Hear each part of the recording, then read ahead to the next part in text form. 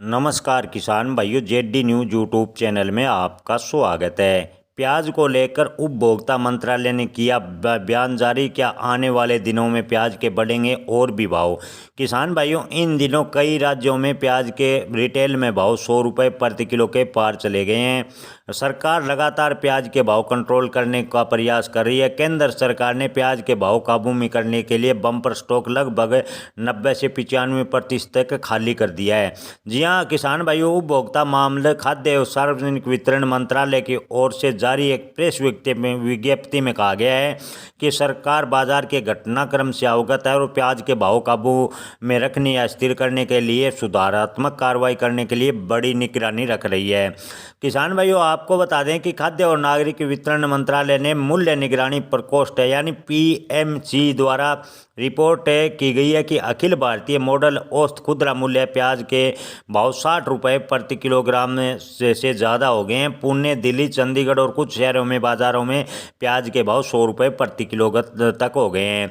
Indian express की report के मुताबिक इस साल प्याज के दाम अधिकतर लगभग स्थिर रहने के लंबे समय के बाद भाव में बढ़ोतरी देखने को मिली। भारत के सबसे बड़े प्याज उत्पादक महाराष्ट्र के नासिक के थोक बाजार में व्यापारियों ने कहा कि मौजूदा स्थिति पूर्ण रूप से अस्थायी है और किसानों की ओर से सप्लाई में कमी होने के कारण प्याज के भाव में और भी बढ़ोतरी हो सकती है।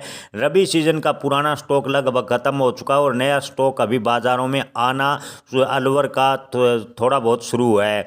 देश में सबसे बड़ी प्याज मंडी लासलगांव में थोक बाजार में प्याज के भाव में अच्छी खासी बढ़ोतरी देखने को मिली है। लासलगांव में 200 से 250 टन प्याज लगातार बाजार में आ रहा है, जो पिछले साल इन दिनों लगभग 1000 टन के आसपास था। यानी प्याज के आवक में लगातार लासलगांव मंडी में गिरावट देखने को मिली है।